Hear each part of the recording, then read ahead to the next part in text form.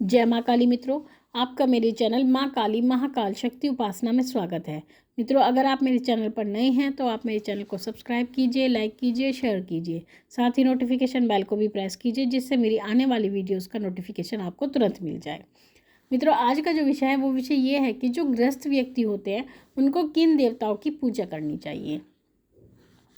देखिए, सबसे पहले तो ये जो गृहस्थ व्यक्ति होते हैं उनको किसी प्रकार की साधना नहीं करनी चाहिए, क्योंकि साधना के कुछ ऐसे नियम होते हैं जिनको गृहस्थ व्यक्ति पूर्ण नहीं कर पाते। और जो उग्र देवताओं की साधना होती है वो तो आप बिल्कुल ही नहीं कर सकते, क्योंकि उग्र देवता की जो साधना में अगर कोई त्रुटि होती है तो उस त्रुटि का जो दंड दिया जाता है वो कहीं ना कहीं पूरे परिवार को मिलता है। तो ऐसी परिस्थिति में जो गृहस्थ व्यक्ति होते हैं उनको साधना मार्ग से बचना चाहिए। उनको सामान्य रूप से ही देवताओं को प्रसन्न करके उनका आशीर्वाद प्राप्त करना चाहिए, क्योंकि जो गृहस्थ व्यक्ति होते हैं उनका जीवन ऐसा होता है कि उनको धनोपार्जन के लिए भी जाना पड़ता है। और जब वो धनोपार्जन के लिए जाते हैं तो उनको कहीं ना कहीं झूठ भी बोलना पड़ता है, या कुछ ऐसे कार्य करने पड़ते हैं जो साधना में नहीं करने होते, वर्जित होते हैं। तो इसीलिए गृहस्थ व्यक्तियों को साधना के लिए मना किया जाता है। अगर कोई गृहस्थ व्यक्ति माँ काली की साधना करते हैं, भैरव जी की साधना करते हैं या हनुमान जी की साधना करते हैं, तो इस प्रकार से उन्हें ये साधनाएं नहीं करनी चाहिए, क्योंकि ये तीनों देवता ही अपने आप में बहुत उग्र होते हैं और प्रचंड होते हैं।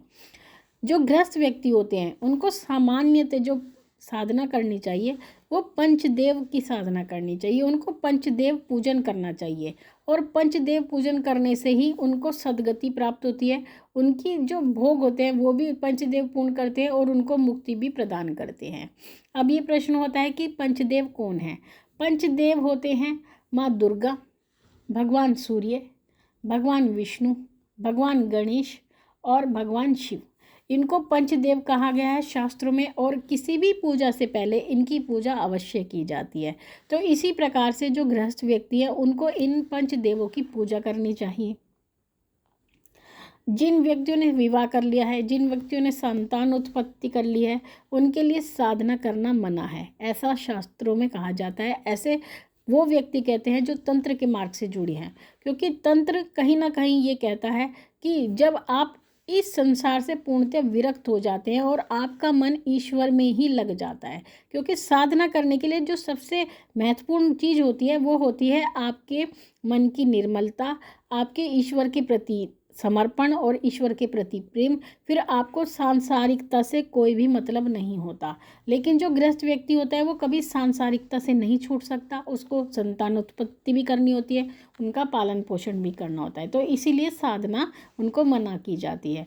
और जो गृहस्थ व्यक्ति होते हैं उनको सुबह उठ करके सबसे पहले, जैसा कि बताया है, पंचदेव पूजन करना चाहिए। तो पंचदेव में जो भगवान सूर्य आते हैं उनको सुबह सबसे पहले उठ करके सूर्य को जल देना चाहिए, और सूर्य को जल देने से ही उनको भोग की प्राप्ति होती है, यानी जो उन्हें धन की आवश्यकता होती है, धन भी मिलता है, निरोगी काया भी मिलती है, उनको ऊर्जा भी उनके शरीर में मिलती है, कार्य क्षमता उनकी बढ़ती है सूर्य को जल देने से। साथ ही उनको माँ दुर्गा की पूजा करनी चाहिए। माँ दुर्गा के सौम्य स्वरूप की, जो बहुत ही सौम्य स्वरूप होता है महारानी का, उसकी पूजा उनको करनी चाहिए। महिषासुर मर्दिनी स्वरूप की पूजा उनको नहीं करनी चाहिए। ठाकुर जी की सेवा करनी चाहिए, जितनी चाहें आप ठाकुर जी की सेवा कर सकते हैं, नियम कर सकते हैं, और वैष्णव संप्रदाय के जो नियम होते हैं आप उनका पालन कीजिए। तो इस तरह की पूजा आप आसानी से कर सकते हैं और भगवान का पूर्ण आशीर्वाद आप प्राप्त कर सकते हैं। और जो आपकी इच्छाएं होती हैं वो भी आपकी पूरी करते हैं ईश्वर, और आपकी परेशानियों को भी वो दूर करते हैं। तो मित्रों, ये छोटी सी जानकारी थी आपके लिए। मैं माँ भगवती से यही प्रार्थना करती हूँ कि वो आपके भंडारे भरती रहे, आपकी सभी मनोकामनाओं को पूर्ण करती रहे। आपसे फिर मिलूंगी अपनी अगली वीडियो में। तब तक के लिए जय महाकाली, जय महाकाल।